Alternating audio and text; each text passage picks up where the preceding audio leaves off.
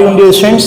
Last lecture में आप लोगों को मोशन अंडर ग्रेविटी का बुक का प्रॉब्लम क्वेश्चन नंबर 3 सॉल्व करके दिया था और उसके साथ मैंने उसमें असेंडिंग और स्टेशनरी वाली जो कंडीशन थी वो आप लोगों को समझा दी थी। दोनों बातें हमने क्लास के अंदर क्लियर कर ली थी। आज की क्लास में हम जो है वो डिस्कस करेंगे लेक्चर नंबर 22 और लेक्चर नंबर 22 में आज हम मोशन अंडर ग्रेविटी का जो न्यूमेरिकल सॉल्व करने जा रहे हैं। मोशन अंडर ग्रेविटी का बुक का क्वेश्चन नंबर 4 है। तो बुक का क्वेश्चन नंबर 4 जो कि मैंने आप लोगों को होमवर्क भी दिया था और मैंने आपसे कहा था कि आप स्टूडेंट्स जो हैं वो इसको टैली कर लें और उसमें जो भी किसी स्टूडेंट को कोई मिस्टेक नज़र आ रही है या मोशन अंडर ग्रेविटी का क्वेश्चन समझने में कोई प्रॉब्लम हो रही है तो इंशाल्लाह इस क्वेश्चन में आपके तमाम कॉन्सेप्ट्स बिल्कुल क्लियर हो जाएंगे। तो देखिएगा, आपसे कह रहे हैं कि एक बॉय है जो कि टॉप ऑफ द क्लिफ पे मौजूद है और बॉल को वर्टिकली अपवर्ड थ्रो कर रहा है with initial velocity of 14.7 meter per second, यानी 14.7 मीटर पर सेकेंड की इनिशियल वेलोसिटी से ये वी आई आपका आ गया 14.7 meter per second, 14.7 meter per second की वेलोसिटी से वर्टिकली अपवर्ड थ्रो कर रहा है बॉल को। ओके, तो ये बात जानते ही हो कि 14.7 meter per second initial velocity है तो इन दी एंड ये वेलोसिटी क्या हो जाएगी बेटे 0 मीटर पर सेकेंड। और 0 मीटर पर सेकेंड हो जाने के बाद फिर इस बॉल को वापस डाउनवर्ड आना है नीचे की तरफ। तो क्या कह रहे हैं क्वेश्चन में, on the way down it Mrs the thrower. जब ये बॉल वापस नीचे आ रही है तो जिसने थ्रो किया था उससे ये क्या हो जाएगी, मिस हो जाएगी, कैच नहीं कर पाएगा एंड फॉल्स द ग्राउंड।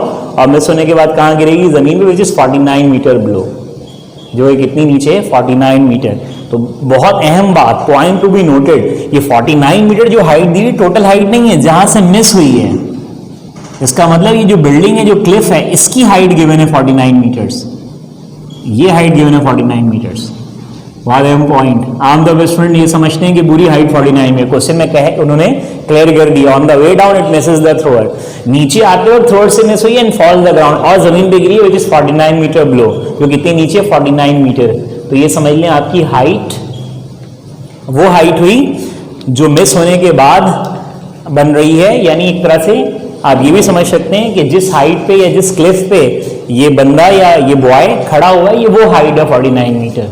ये जो हाइट है ऊपर वाली, आपको इसका मतलब फाइंड आउट करनी है।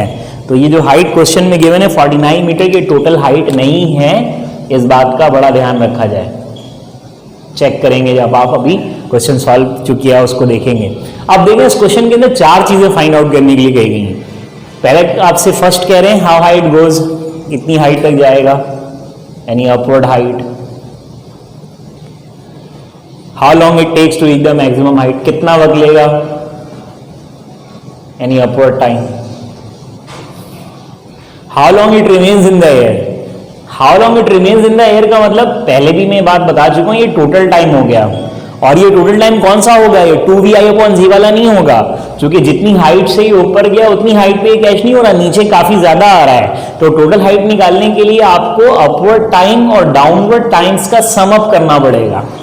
ऊपर कितनी देर तक गया वो टाइम निकालेंगे और नीचे आने में कितना वक्त लिया वो टाइम निकालेंगे और दोनों को सम अप कर देंगे तो आपको मिल जाएगा total time.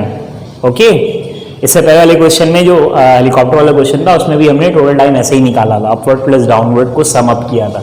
And with what velocity it strikes the ground, और किस वेलोसिटी से स्ट्राइक करेगा, ये चौथी चीज हो गई final velocity. So my dear students, आपके सामने 4 चीजें कैलकुलेट करनी है। तो 4 चीजें कैलकुलेट करने का मतलब हुआ कि इस क्वेश्चन को आप पहले अपवर्ड मोशन के लिए सॉल्व करोगे। अगर फॉर्मूले आपके दिमाग में हैं अब तो बिल्कुल होने चाहिए, क्योंकि मैं तो पहले लेक्चर के बाद ही एक्सपेक्ट कर रहा था कि आपके फॉर्मूले अच्छी तरह से आपने याद कर लिए। अब तो हम तीसरा लेक्चर कर रहे हैं मोशन अंडर ग्रेविटी का, और आज के बाद अब मैं होमवर्क दूंगा, अब मैं मोशन अंडर ग्रेविटी के आपसे एक्सपेक्ट करूंगा।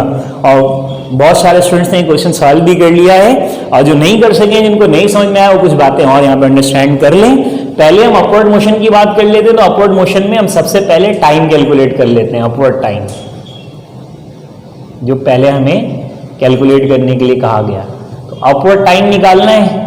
तो अपवर्ड टाइम का फॉर्मूला क्या है, फॉर्मूला भाई vi/g, ये u लगा दें बस अपनी पहचान के लिए।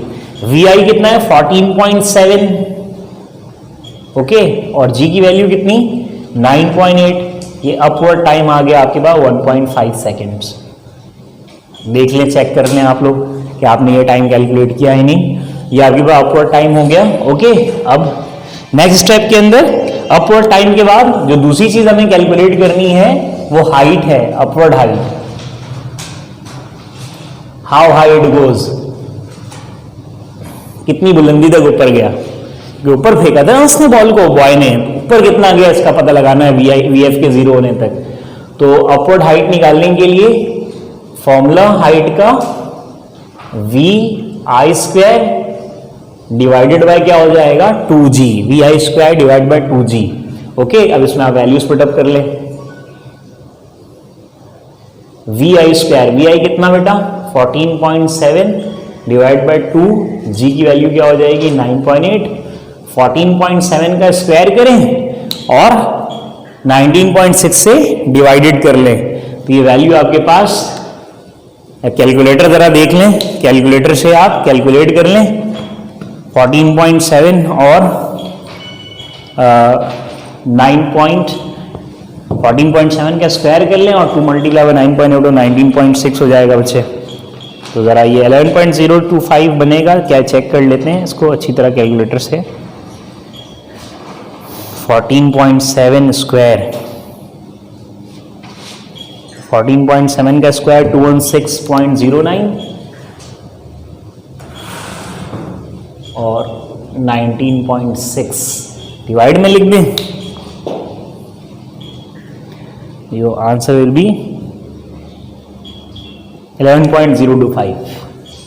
ये आपके पास अपवर्ड हाइट आ गई। लगे हाँ तो टोटल हाइट निकाली गई 11.025। टोटल हाइट निकालने के लिए क्या करेंगे आप, 11.025 जो ऊपर गया और 49 मीटर क्लिफ की हाइट है, जहां से ड्रॉप हुआ वहां से नीचे 49 मीटर गिरा, इसका मतलब क्लिफ तक की हाइट 49 और ये हाइट कितनी आई 11.025, दोनों को ऐड कर लें तो 49 प्लस 11.025 तो टोटल हाइट हो गई 60.025 मीटर्स, ये टोटल हाइट हो गई। अब टोटल हाइट के बाद आगे नेक्स्ट प्रोसेस ये होता है कि आप डाउनवर्ड मोशन को सॉल्व करते हैं और डाउनवर्ड टाइम निकाल देते हैं। डाउनवर्ड मोशन में अब आ जाएं आप, डाउनवर्ड मोशन में आ जाएं आप, क्योंकि डाउनवर्ड टोटल टाइम उसी सूरत आ सकता है जब आप तक डाउनवर्ड टाइम ना निकाल लें, दोनों टाइम को सम करेंगे टोटल टाइम आएगा।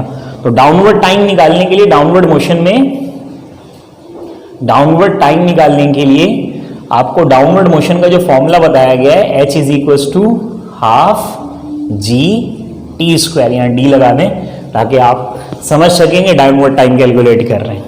अब h की जगह क्या वैल्यू पुट कर दें आप 60.025, ये h की वैल्यू हो गई। हाफ g की जगह क्या रख लेंगे बेटा 9.8 और डाउनवर्ड टाइम आप कैलकुलेट कर रहे हो 60.025, ये हो जाएगा 4.9, डाउनवर्ड टाइम का स्क्वायर हो गया। 60.025 डिवाइड बाय क्या हो जाएगा 4.9, ये हो गया डाउनवर्ड टाइम स्क्वायर। 60.025 को आप डिवाइड कर लें जल्दी से, 60.025 divided by 4.9 and your answer is 12.25 my dear students, 12.25 downward time square. अब दोबारा से आप बोथ साइड पे स्क्वायर रूट्स कर लें तो ये 12.25 का रूट 3.5 आ जाएगा। अब अपवर्ड और डाउनवर्ड दोनों टाइम्स आपके पास मौजूद है बेटा, वेरी सिंपल। आप क्या कैलकुलेट कर लोगे, टोटल टाइम कैलकुलेट कर लोगे।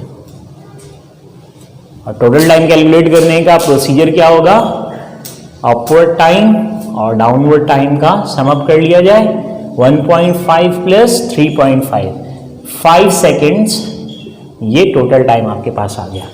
ओके स्टूडेंट, तो टोटल टाइम कैलकुलेट करने के लिए मैंने आपसे पहले भी कहा था, होमवर्क देने से पहले, जो हम इससे पहले लेक्चर नंबर 21 जो सॉल्व किया, मैंने आपको बता दिया था कि टोटल टाइम निकालने के लिए आपको टोटल हाइट और डाउनवर्ड टाइम कैलकुलेट करना पड़ेगा, क्योंकि टोटल हाइट की मदद से आप निकालेंगे डाउनवर्ड टाइम और फिर अपवर्ड टाइम में दोनों को ऐड करके टोटल टाइम निकाल लेंगे। और आखिरी चीज जो लास्ट हमने कैलकुलेट करनी है वो क्या है बच्चों, फाइनल वेलोसिटी।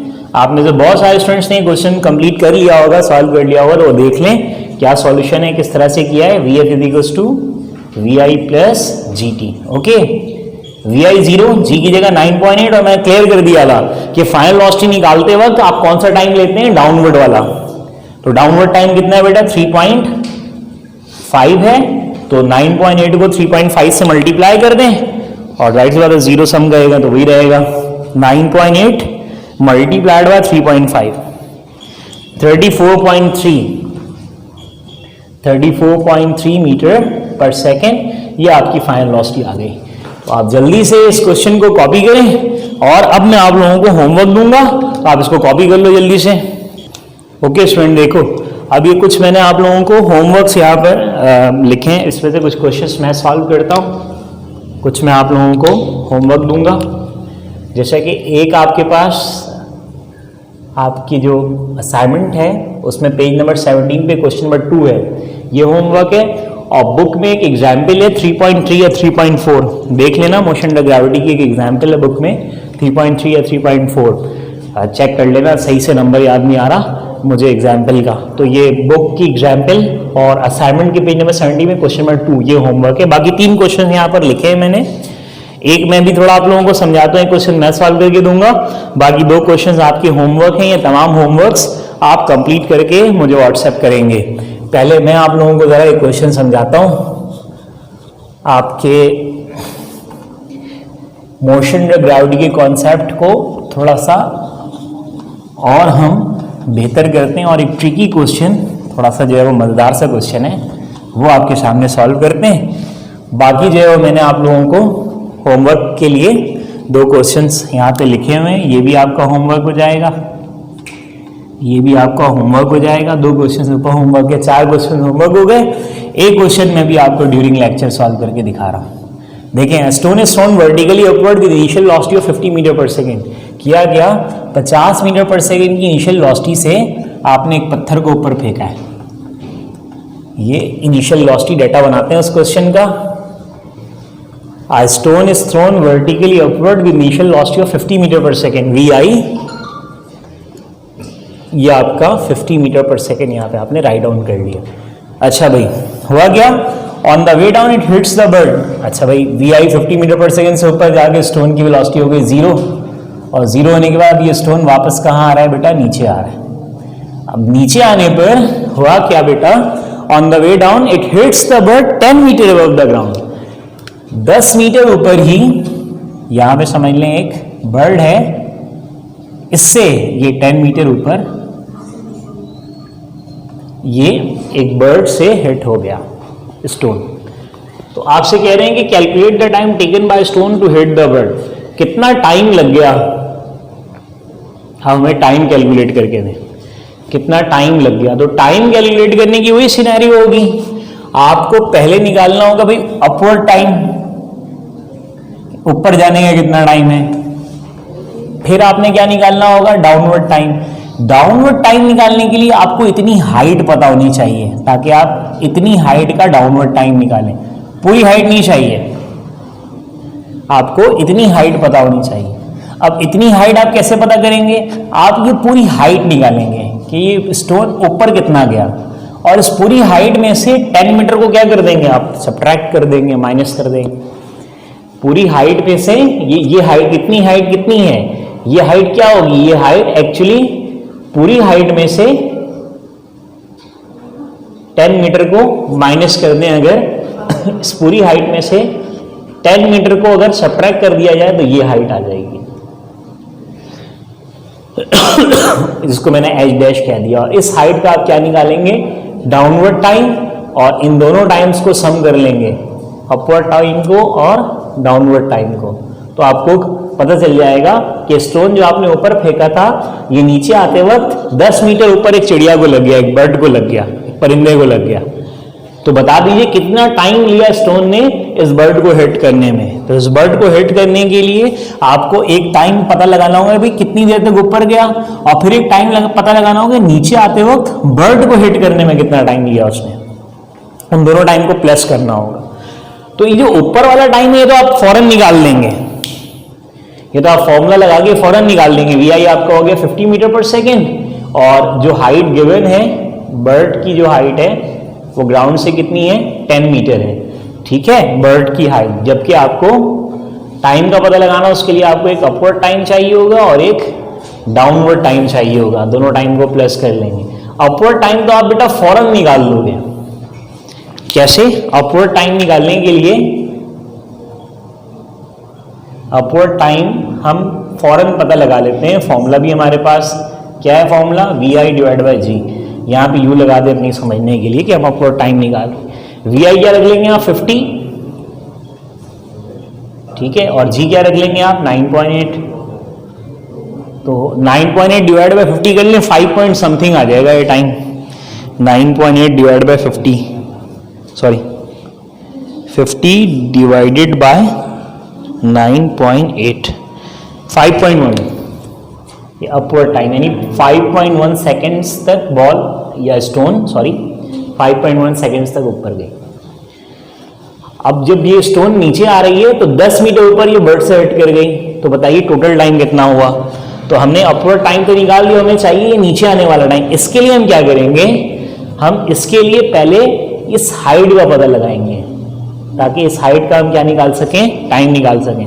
तो इस हाइट के लिए हम क्या करेंगे, पहले अपवर्ड हाइट निकाल लेंगे। अपवर्ड हाइट,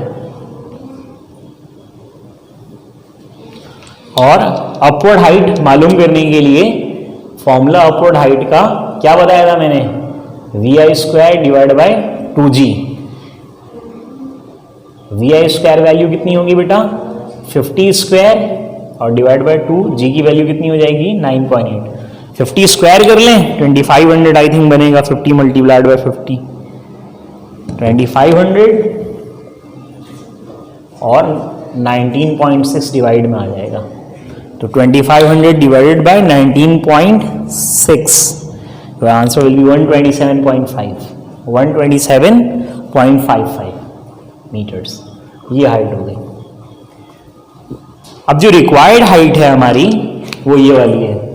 हमारी रिक्वायर्ड हाइट, पूरी हाइट है 127.5, लेकिन पूरा 127.5 मीटर तक नीचे नहीं आएगा स्टोन। 127.5 मीटर में से 10 मीटर ऊपर ही ये एक परिंदे से हिट हो जा रहा था, तो 10 मीटर माइनस हो जाएंगे। तो रिक्वायर्ड हाइट निकालने के लिए, H डैश निकालने के लिए रिक्वायर्ड हाइट, हम पूरी हाइट में से 10 मीटर को क्या कर देंगे, माइनस कर देंगे। तो पूरी हाइट हमारी है 127, इतना ऊंचा गया स्टोन, और नीचे आते वक्त 10 मीटर ऊपर ही, जमीन से 10 मीटर ऊपर ही परिंदे से हिट हो गया। तो उसका मतलब नीचे आने की हाइट कितनी हो गई, 117.5 मीटर। अब 117.5 मीटर हाइट नीचे आने में, ये हाइट आ गई 117.5 मीटर। इतनी हाइट नीचे आने में क्या टाइम लगा, ये टाइम निकाल लें आप, जिसको हम कहते हैं डाउनवर्ड टाइम। तो हम डाउनवर्ड टाइम निकालने जा रहे हैं, ओके। और डाउनवर्ड टाइम निकालने के लिए क्या फॉर्मूला बताया स्टूडेंट्स आप लोगों को, H is equals to half g t square, यहाँ डी लिख दिया। हाइट क्या रखेंगे आप, ये रखेंगे, इतना नीचे आया है 117.5, समझ आ रही ना बात। ऊपर तो गया पूरा 127.5, लेकिन नीचे आते हुए 10 मीटर ऊपर ही परिंदे से टकरा गया, जैसे क्वेश्चन में कहा गया है। On the way down it hits the bird 10 meter above, तो 10 मीटर माइनस कर दें, 127 ऊपर गया और नीचे पूरा 127 नीचे नहीं आया, 10 मीटर ऊपर ही परिंदे से टकरा गया। तो आपने 127 में 10 माइनस कर दिया, 117.5 हो गया। तो नीचे कितनी हाइट तक आया, 117.5। तो उस हाइट का टाइम निकाल लें, तो वो निकाल रहे हैं 117.5 मीटर हाइट का टाइम, हाफ जी की जगह 9.8, और ये नीचे आने वाला टाइम 117.5, 9.8 डिवाइड बाय 2 कितना हो जाएगा, 4.9, ये डाउनवर्ड टाइम हो गया। और 117.5 डिवाइडेड बाय 4.9, इसको डिवाइड कर दें, 117.5 को डिवाइड बाय 4.9, 117.5 डिवाइडेड बाय 4.9, 23.97, 23.97, ये हो गया डाउनवर्ड टाइम स्क्वायर। रूट ले लें इसका 23.97 का, तो 23.97 की रूट वैल्यू आप कैलकुलेट कर लें,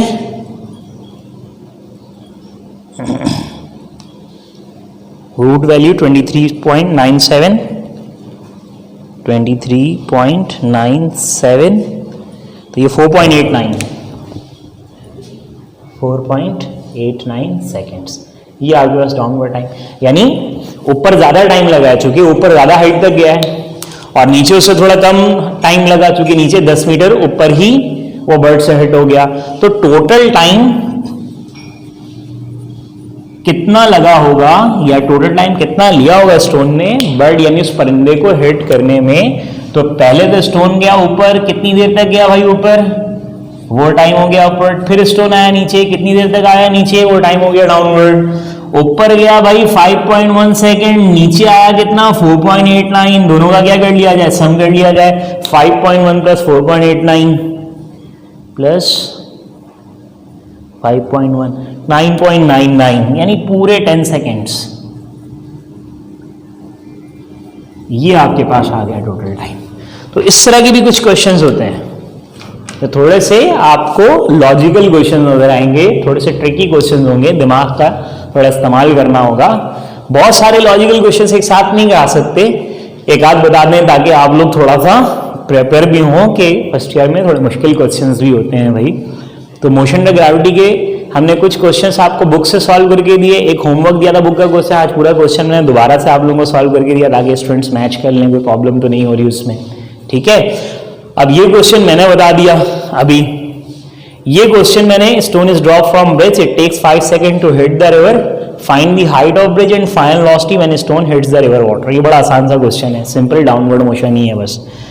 ये क्वेश्चन थोड़ा अच्छा क्वेश्चन है। From a window of apartment 100 meter above the ground, एक अपार्टमेंट की जो खिड़की है वो जमीन से 100 मीटर ऊंची है।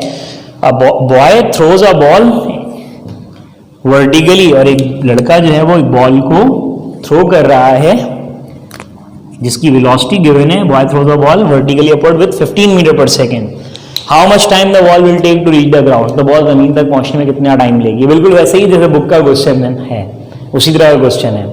पहले बॉल ऊपर जाएगी और फिर वापस कहाँ आएगी, नीचे, ठीक है। तो आप पहले अपवर्ड टाइम निकालोगे, फिर अपवर्ड हाइट निकालोगे, फिर टोटल हाइट निकालोगे, उससे डाउनवर्ड टाइम निकालोगे और दोनों टाइम को सम करके टोटल टाइम निकालोगे।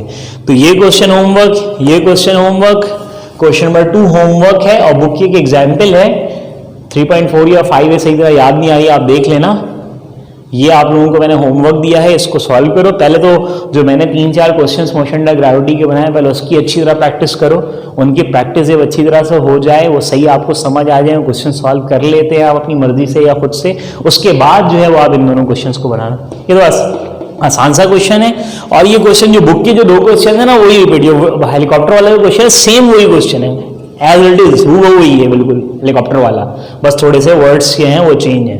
तो बिल्कुल बनना चाहिए, 110% बनना चाहिए, मतलब कोई प्रॉब्लम होनी नहीं चाहिए, बिल्कुल आप बनाओगे ये क्वेश्चन, ये वाला। ये आसान सा क्वेश्चन है, ये असाइनमेंट वाला क्वेश्चन है। ये एक मैंने अलग से क्वेश्चन दे दिया, अभी समझा दिया, जरा इसकी 1-2 बार प्रैक्टिस कर लेना अच्छे से, क्या मैंने इसमें चीजें समझाई हैं। तो ये आपका जो है वो कंप्लीट मोशन द ग्रेविटी के न्यूमेरिकल्स के साथ पूरी थ्योरी और न्यूमेरिकल्स कंप्लीट हो गए। अब जो नेक्स्ट लेक्चर उसमें एक नया टॉपिक स्टार्ट होगा, अब एक नए टॉपिक पे डिस्कशन की जाएगी, मोमेंटम वगैरह, फोर्स, एक नई चीज आपके सामने पढ़ेंगे। मोशन द ग्रेविटी का पार्ट यहाँ पर कंप्लीट हो गया, होमवर्क भी दे दिया मैंने और कुछ आप लोगों को प्रैक्टिस भी करवा दी। अब ये है कि आप इसकी अच्छी तरह प्रैक्टिस कर लें और फिर जो भी टेस्ट का डेट आपको अनाउंस की जाएगी इस मंथली टेस्ट की, उसमें आप इसका टेस्ट दे देंगे। ठीक है बेटा, तब तक के लिए अल्लाह हाफिज़।